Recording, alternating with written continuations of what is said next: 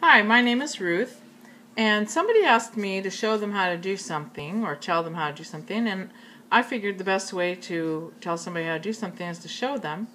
And they asked me how to prepare a pumpkin for cooking and using it in a recipe. So that's what we're going to do today. First step is I'm going to lower the camera just a little bit so that you can actually watch what I'm working on.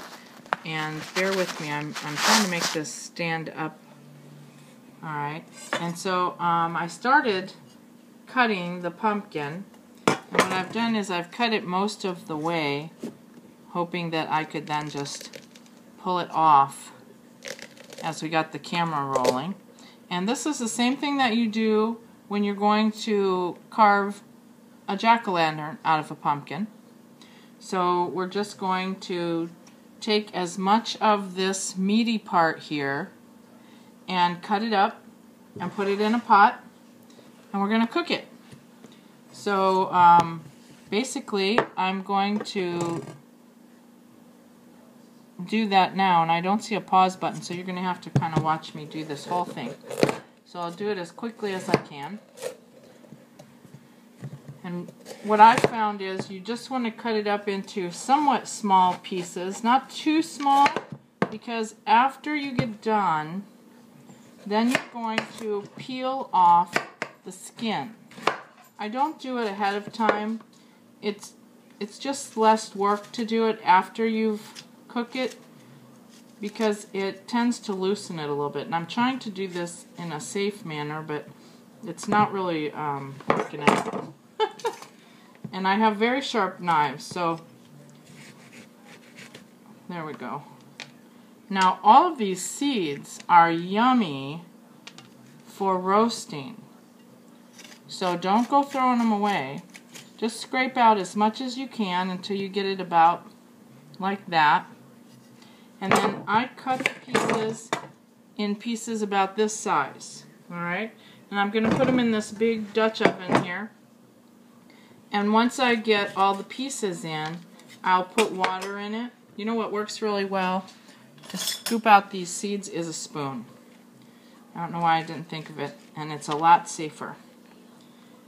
Alright, and so then once we get it into the pot, we'll cover it with water just enough to cover the pumpkin. You don't really need a lot of water, because it would even be better if you could steam it, because then you don't boil away any of the nutrients. I have never steamed it because there's a lot of pieces. So I just find that it's easier to throw it in a pot and let it cook on the stove while I'm doing something else.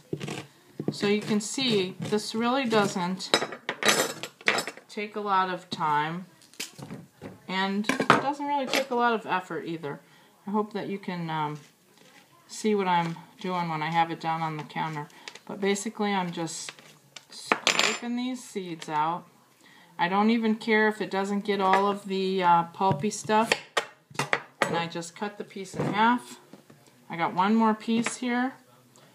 So that really didn't take all that long. And don't worry, I'm not going to keep the camera on while we're boiling. I will find a way to pause this, and then all I'm going to do is just cover this with water, put it on the stove. I'll put it on a medium heat so it can get rolling as quickly as possible.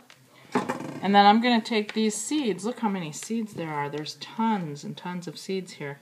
And I'm going to put these in a colander so that I can get rid of all of this pulpy stuff. In this case, you're going to throw all of this stuff away.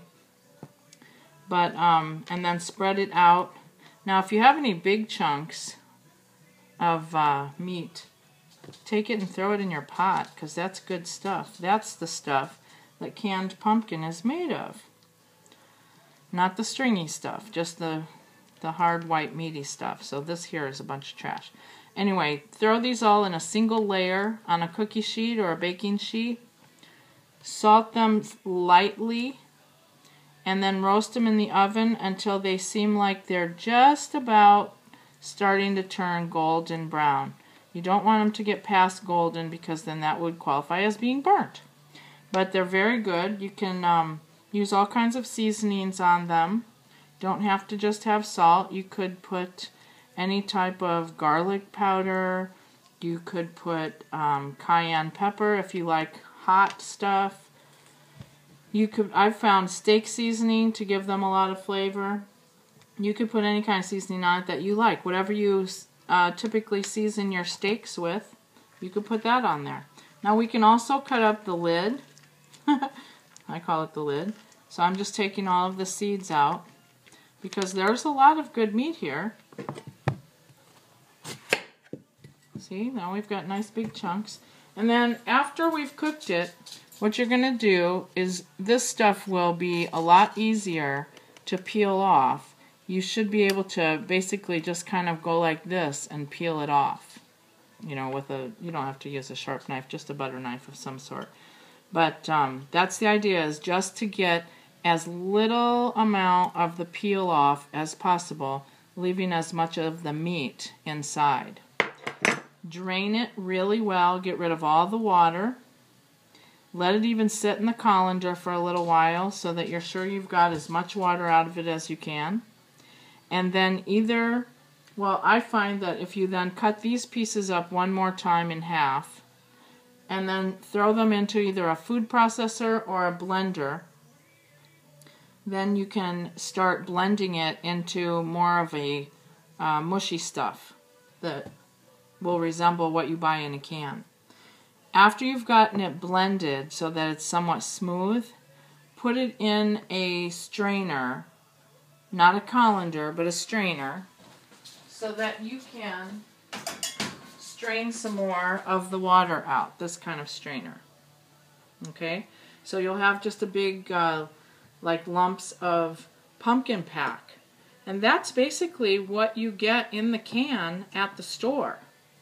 That's the same thing, but what you'll find is that one pumpkin and this was a small size pumpkin, will make much more than what you get in a can at the store. So start by doing one pumpkin, and then just measure how much you get compared to the cans being either 16 or 32 ounce cans.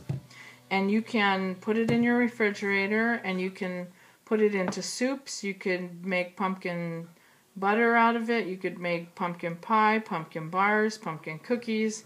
You name it, you can make pumpkin out of it. And even if it's vegetable soup or tomato soup, you could puree it up and throw it in there. It makes for a great thickener. So I hope this helps, and check back with me on some of my future episodes. Thanks again.